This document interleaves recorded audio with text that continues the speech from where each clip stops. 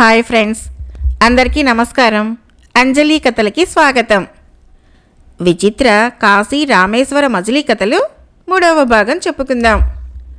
3వ మజిలీ అద్భుత మంచం కథ. గుణాకరుడు పట్టణంలోకి వెళ్ళి సరుకులు తెచ్చాడు. స్నానం చేసి వంట చేశాడు.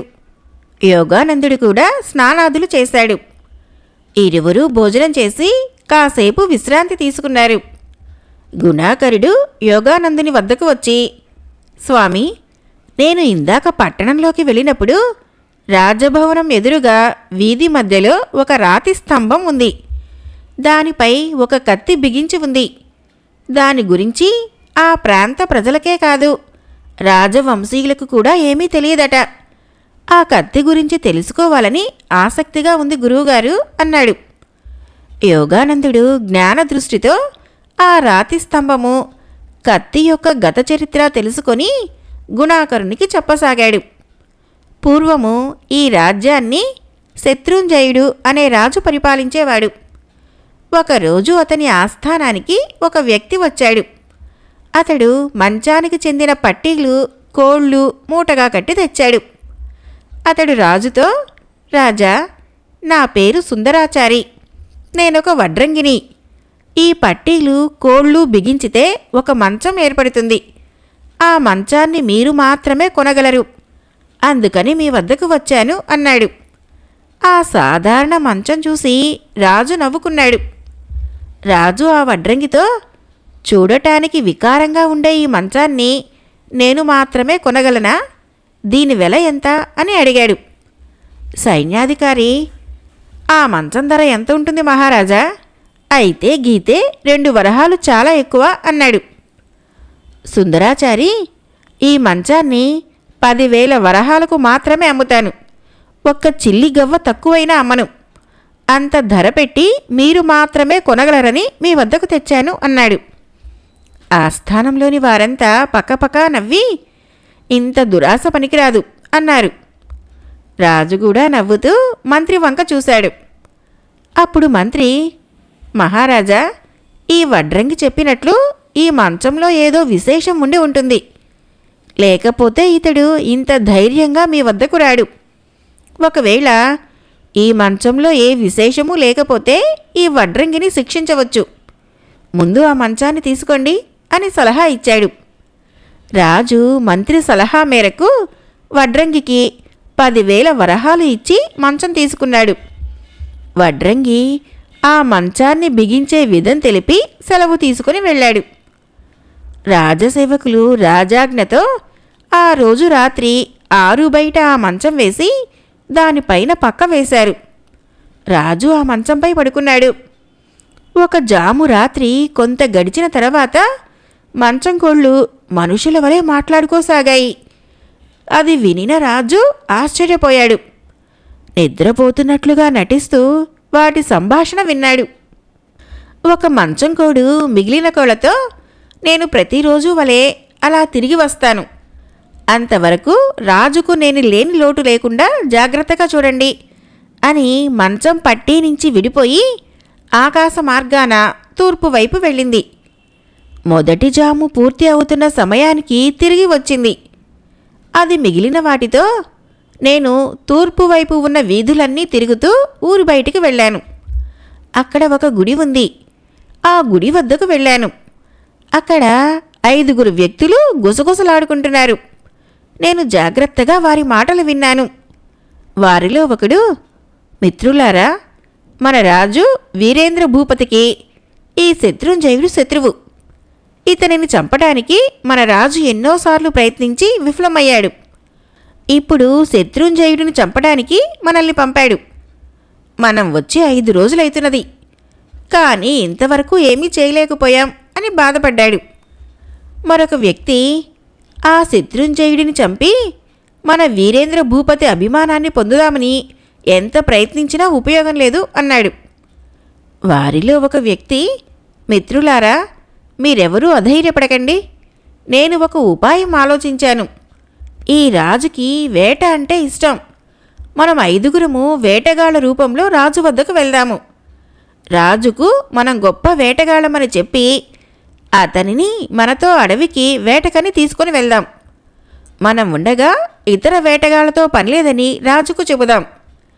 దానితో రాజు కొద్దిమంది సేవకులతో వేటకు వస్తాడు. సమయం చూసి మనం రహస్యంగా దాచుకున్న కత్తులతో దాడి చేసి రాజుని అతని సైనికుల్ని చంపుదాము. మన వీరేంద్ర భూపతి పగను తీర్చి అతని అభిమానాన్ని పొందుదాము అన్నాడు. అందరికీ అతను చెప్పిన సలహా నచ్చింది. వారంతా అక్కడి నుంచి వెళ్ళిపోయారు. ఇది విన్న నాకు పాపం, ఈ మంచం పైన హాయిగా నిద్రిస్తున్న రాజుకు ప్రాణహాని రాబోతున్నదనే బాధ కలుగుతున్నది అని తాను చూసిన విశేషాలు చెప్పింది. తర్వాత రెండవ మంచం కోడి కూడా మొదటి కోడు వలె జాగ్రత్తలు చెప్పి రాజ్యంలో దక్షిణ వైపుకు వెళ్ళింది. రెండవ జామురాత్రి ముగిసే సమయానికి అది తిరిగి వచ్చి తాను చూసిన విశేషాలు మిగిలిన వాటికి చెప్పింది. మిత్రులారా, నేను రాజ్యంలో దక్షిణం వైపు వీధులలో తిరుగుతూ ఒక నిర్మానుష్యపు వీధిలోకి ప్రవేశించాను. నేనా వీధిలో తిరుగుతూ ఉండగా ఓ స్త్రీమూర్తి జుట్టు విరబోసుకొని దుఃఖిస్తూ ఆ వీధిలోకి వచ్చింది. నేనామెను సమీపించి ఏమైంది అని అడిగాను. ఆమె నా వైపు వింతగా చూసి నన్ను దైవాంశ సంభూతురాలిగా గ్రహించింది. ఆ తర్వాత ఈ రాజ్యాన్ని పరిపాలించే రాజు చాలా మంచివాడు, ప్రజల కష్టాలను తీరుస్తుంటాడు. ఆ మంచి రాజుకు రాబోయే 5 రోజులలో ప్రాణగండం ఉన్నది. అతనిని ఒక పాము కాటేయబోతున్నది అన్నది. అప్పుడు నేను పాము కాటుకు విరుగుడు లేదా అని అడిగాను. అప్పుడు ఆమె నన్ను కాళికాదేవి ఆలయం వద్దకు తీసుకొని వెళ్ళి అక్కడ చిన్న పుట్టపై పెరుగుతున్న ఒక లతను చూపించింది. ఆ లతను వేరుతో సహా తీసి దానిని నూరి ఆ రసం పోస్తే ఆ పాము కాటుతో మరణించిన రాజు మరలా జీవిస్తాడట. ఆ లతకు గల ఔషధ గుణం మానవ మాతృలకు ఎవరికీ తెలియదట. తాను మానవులకు చెప్పే అవకాశం లేదట. అందువలన బాధపడుతున్నాను అని చెప్పి తాను గుడిసెలోకి వెళ్ళి మాయమైంది. అది విన్న నేను కూడా రాజును కాపాడలేకపోతున్నానే అని బాధపడుతున్నాను అని చెప్పింది. 3వ జాము ప్రారంభమైన కొద్దిసేపటికి 3వ మంచం కోడి కూడా విహారానికి బయలుదేరింది. అది రాజ్యంలో పడమర వీధులన్నీ తిరిగి 4వ జాము మొదలయ్యే సమయానికి తిరిగి వచ్చింది. అది మిగిలిన మంచం కోళ్లతో, మిత్రులారా, నేను ఈరోజు ఈ రాజుకి రాజ్యానికి మేలు చేశాను అన్నది. మిగిలిన కోళ్ళు ఏం చేశావు అని అడిగాయి. అప్పుడు ఆ కోడు జరిగిన విషయాన్ని ఇలా చెప్పింది. మిత్రులారా, నేను పడమర వీధులలో తిరుగుతూ ఉండగా ఒక భయంకర పిశాచి నెత్తిమీద కుంపటి పెట్టుకొని ఎదురైంది. నేను ఆమె పిశాచి అని గ్రహించి అడ్డగించాను. అప్పుడది, ఓసి మంచం కూడా, దారి విడువు, నేనసలే ఆకలితో ఉన్నాను, నాకు ఎదురుగా వచ్చిన మనిషిని మృంగి నా ఆకలి తీర్చుకోవాలి అన్నది. అయితే నువ్వు రోజూ రాత్రిళ్ళు తిరిగి మనుషుల్ని తింటావా అని అడిగాను. అప్పుడది, అవును, నీవు చెక్కవు కాబట్టి వదిలేశాను, వెంటనే పక్కకు వెళ్ళు, లేనిచో నిన్ను ముక్కలు ముక్కలు చేస్తాను అన్నది. నాకు కోపం వచ్చి, ఒసే పిశాచి, అమాయకులైన మనుషులను చంపి తినటం అన్యాయం, నీ బుద్ధి మార్చుకో అన్నాను. అది కోపంగా కత్తితో నన్ను కొట్టబోయింది. నేను ఎగిరి దాని తలపై బలంగా కొట్టసాగాను. ముందుగా దాని నెత్తి మీద కుంపటి పగిలిపోయింది. తర్వాత నా దెబ్బలకు అది నోటి నుంచి రక్తాన్ని కక్కసాగింది. దానితో ఆ పిశాచి నన్ను క్షమించమని ప్రార్థించింది. తర్వాత నన్ను క్షమించి వదిలితే ఒక సహాయం చేస్తాను అన్నది. నేను కొట్టడం ఆపి ఏం సహాయం చేస్తావు అని అడిగాను. అప్పుడు ఆ పిశాచి తన చేతిలోని కత్తిని చూపి, రాజ్యంలో ఒక రాతి స్తంభం పైన ఈ కత్తిని నిలబెడితే రాజ్యంలోకి ఏ భూతమూ రాలేదు, ఈ రాజ్యంలోని ప్రజలు అందరూ ధైర్యంగా ఉండవచ్చును అంది.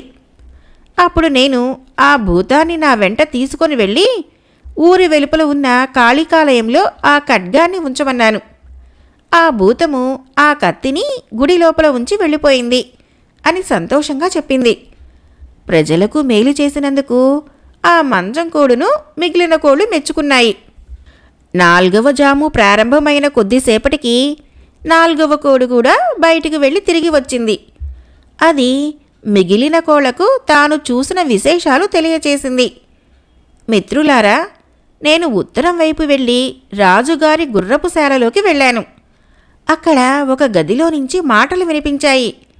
నేను ఆ గదిలోకి వెళ్ళి చూశాను. అక్కడ ఒక అందమైన యువతి, ఒక పురుషుడు మాట్లాడుకుంటున్నారు. వారి మాటలను బట్టి ఆమె ఈ దేశపు రాజుగారి భార్య అని తెలిసింది. అతడు రాజుగారి గుర్రపు శాలలో పనిచేసే వ్యక్తి. రాణి అతనితో, ఓ ప్రియా, నాకు నిన్ను రోజూ కలవాలని ఉంటుంది. కానీ ఆ రాజు ప్రతిరోజు ఒకసారి అంతఃపురానికి వస్తూ ఉంటాడు. ఎప్పుడో ఒకసారి సమయం చూసుకొని నీ దగ్గరకు రావాల్సి వస్తుంది. ఈరోజు ఎవడో వడ్రంగి ఇచ్చిన మంచంపై పడుకొని కలలు కంటున్నాడు. అందుకని ఈరోజు ఇంతసేపు నీ దగ్గర ఉండగలిగాను. తెల్లవారబోతున్నది కనుక వెళ్ళక తప్పటం లేదు. నేను ఒక పథకం వేశాను. తెల్లవారిన తర్వాత రాజు జీవితం తెల్లారిపోతుంది. నమ్మకస్తురాలైన ఒక పరిచారిక చేత రాజు తినే ఆహారంలో విషం కల్పిస్తాను. అది తిని రాజు చనిపోతాడు. ఆ తర్వాత నీవు నేను కలిసి హాయిగా రాజభోగాలు అనుభవించవచ్చు అన్నది. దానికి ఆ గుర్రపువాడు, రాణి, అలా చేయటం సరికాదు, రాజుగారిని చంపవద్దు అని బ్రతిమిలాడాడు. దానికి రాణి నవ్వి అంతఃపురానికి వెళ్ళింది. ఇది విన్న నా మనసు కలత చెందింది. పాపం, మంచిరాజుకు ఎన్ని కష్టాలు! ఈ గండాలన్నీ తొలగి రాజు బ్రతికితే బాగుంటుంది అన్నది. అంతలో తెల్లవారింది. మంచం కోళ్ళు మాట్లాడుకోవడం ఆపివేశాయి. ఆ మంచంపై పడుకొని మంచం కోళ్ళు మాట్లాడుకున్న సంగతులు విని రాజు బాధపడ్డాడు, కోపించాడు. తెల్లవారుతూనే లేచి గబగబా కాలకృత్యాలను తీర్చుకొని రాజదర్బారును ఏర్పాటు చేశాడు. అంత ఉదయాన్నే ఆస్థానానికి వచ్చి రాజు అందర్నీ పిలిపించడం అందరికీ ఆశ్చర్యం కలిగించింది. రాజు, మంత్రి, మరికొంతమంది ముఖ్యులను తనను ఏమీ ప్రశ్నించకుండా తన వెంట రమ్మన్నాడు. వారు రాజుగారి వెంట బయలుదేరారు. రాజువారిని కాళికాలయానికి తీసుకువచ్చాడు. దేవికి నమస్కరించి గుడిలో 4 మూలలా వెతికించాడు. అక్కడ ఒక పక్క కత్తి కనిపించింది. రాజు ఆ కత్తిని తీసుకొని తిరిగి ఆస్థానానికి బయలుదేరాడు. ఇదంతా చూసిన మంత్రి, ఇతరులకు ఆశ్చర్యం కలిగినా మౌనంగా ఉండిపోయారు. కొంతసేపటికి రాజాస్థానానికి 5 వేటగాళ్లు వచ్చి రాజుగారిని తమతో వేటకు రమ్మని అడిగారు. రాజుగారి ఆదేశంతో సైనికులు వారిని బంధించి వారి వస్త్రాలను వెతికారు. వారు రహస్యంగా దాచిన కత్తులు బయటపడ్డాయి. రాజు వారిని బెదిరించగా వారు తాము వీరేంద్ర భూపతి పంపిన మనుషులమని, శత్రుంజయ రాజును చంపటానికి వచ్చామని అంగీకరించారు. రాజు వారిని చెరసాలలో వేయించాడు. ఆస్థానంలోని మంత్రి, ఇతరులు ఈ శత్రు గూఢాచారుల విషయం రాజుగారికి ఎలా తెలిసింది అని ఆశ్చర్యపోయారు. రాజు ఒక ప్రధాన సేవకుడిని పిలిచి గుర్రపు శాలవాడిని తన వద్దకు తెమ్మని పంపారు. తర్వాత అందరినీ భోజనం చేసి 1 గంటలో తిరిగి ఆస్థానానికి రమ్మని చెప్పాడు. తాను కూడా భోజనానికి అంతఃపురానికి వెళ్ళాడు. మోసగత్తె అయిన రాణి విషం కలిపిన ఆహారాన్ని తెప్పించి రాజుకి ప్రేమగా పెట్టింది. రాజు ముందుగా కొంత ఆహారాన్ని కాకికి వేశాడు. అది తిన్న కాకి చచ్చిపోయింది. అది చూసిన రాణి లేని ప్రేమను నటిస్తూ, అయ్యో, ఎంత పని జరిగింది! మన దాంపత్యాన్ని చూడలేని వారెవరో ఈ ద్రోహానికి పాల్పడినట్లున్నారు. ఇంకా నయం, ఈ ఆహారాన్ని మీరు తిన్నట్లయితే నా గతి ఏం కాను? మీరు లేని క్షణమైనా నాకు నరకమే అంటూ ఏడవసాగింది. రాణి మోసం ముందుగానే తెలిసిన రాజు సైనికులను పిలిచి ఈ ఆహారాన్ని, ఈ వగలాడిని రాజదర్బారుకు తీసుకుని రండి అని ఆదేశించి తాను దర్బారుకు వెళ్ళాడు. సైనికులు రాజాస్థానానికి రాణిని లాక్కొని వచ్చారు. రాణిని అలా సభకు తీసుకొని రావటం చూసి అందరూ ఆశ్చర్యపోయారు. సైనికులు విషాహారాన్ని కూడా సభకు తెచ్చారు. రాజు ముందుగానే చెప్పినందున మంత్రి కూడా ఏమీ మాట్లాడకుండా జరిగేది చూస్తూ కూర్చున్నాడు. రాజు ఆ అన్నాన్ని ఒక కుక్కకు వేశాడు. దానిని తిన్న కుక్క చచ్చిపోయింది. తర్వాత రాజు గుర్రపువాడిని పిలిచి రాణికి అతడికి రాత్రి జరిగిన సంభాషణ చెప్పమని అడిగాడు. నిజం చెబితే వదిలేస్తానని లేదా శిక్షిస్తానని చెప్పాడు. ఆ గుర్రపువాడు, రాజా, నన్ను క్షమించండి. రాణి నన్ను చంపుతానని బెదిరించి నాతో ఆమె కోర్కెలు తీర్చుకుంటున్నది. రాత్రి ఆమె మిమ్మల్ని విషాహారంతో చంపుతానన్నది. నేను అది తప్పని కూడా చెప్పాను అంటూ రాత్రి వారిద్దరి మధ్య జరిగిన సంభాషణ మొత్తం చెప్పాడు. రాజు రాణికి మరణశిక్ష విధించాడు. గుర్రపువాడిని రాజ్యం విడిచి వెళ్ళిపోమ్మన్నాడు. రాజుగారి తీర్పును ఆస్థానంలోని వారందరూ మనసులోనే ఆమోదించారు. ఈ సంఘటన జరిగిన 4 రోజుల తరువాత మంత్రిని తీసుకొని రాజు కాళికాలయానికి వెళ్ళాడు. అక్కడ పుట్టపై పెరుగుతున్న లతను మంత్రికి చూపాడు. తర్వాత అతనితో, ఒకవేళ నేను పాము కాటికి గురి అయితే వెంటనే ఈ లతను వేరుతో సహా నూరి ఆ రసాన్ని నా నోటిలో పొయ్యమని చెప్పాడు. మంత్రి సరే అన్నాడు. వారిరువురు అలా నడుస్తూ ఉండగానే అక్కడ పొదలల్లో నుంచి ఒక పాము వచ్చి రాజును కాటేసి వెళ్ళిపోయింది. రాజు క్రింద పడిపోయాడు. వెంటనే మంత్రి గుడి వద్దనున్న లతను నూరి రసాన్ని తెచ్చి రాజు చేత త్రాగించాడు. రాజు నిద్ర నుంచి మేలుకొనిన వాడిలాగా లేచాడు. రాజుకు తాను పాము కాటుకు గురి అయితాననే విషయం ముందుగా ఎలా తెలిసిందో మంత్రికి అర్థం కాలేదు. తర్వాత రాజు శిల్పులను పిలిపించి తన భవనం ఎదురుగా రాజవీధి మధ్యలో ఒక రాతి స్తంభాన్ని ఏర్పాటు చేయించాడు. దానిపై గుడిలో లభించిన కత్తిని నిలిపి భూతాల నుంచి ప్రజలను రక్షించాడు. అయితే ఆ కత్తి వలన జరిగే మేలు గురించి ఎవరికీ తెలియదు. శత్రుంజయుడు తన వారసులకు కూడా ఆ విషయం చెప్పలేదు. శత్రుంజయుడు ప్రతి రాత్రి అద్భుత మంచం మీద పడుకొని దేశంలో జరిగే ప్రమాదాలని ముందుగా తెలుసుకొని వాటిని నివారించడం ద్వారా ప్రజలు సుఖంగా జీవించేలాగా పరిపాలించాడు. శత్రుంజయుడు మరణించిన తర్వాత ఆ మంచం కూడా మాయమైంది. ఆయన తర్వాత ఎన్నో తరాలుగా ఈ రాజ్యము ఆయన వంశీయులతో పరిపాలించబడుతూ ఉన్నది. పూర్వీకులు ఏర్పాటు చేసిన రాతి స్తంభాన్ని వారు గుర్తుగా ఆ సంతతి వారంతా జాగ్రత్తగా కాపాడుకుంటూ వస్తున్నారు. ఈ విధంగా కత్తి గురించి తెలిపి యోగానందుడు గుణాకరునితో కలిసి తన యాత్రను ప్రారంభించాడు. వారు చాలా దూరం నడిచి ఒక అడవిలో చేరి ఒక కొలను పక్కన చెట్ల క్రింద మకాన్ చేశారు. విచిత్ర కాశీ రామేశ్వర మజిలీ కథలు 3వ భాగం సమాప్తం. రేపు 4వ మజిలీ భూతపుత్రిక కథ చెప్పుకుందాం.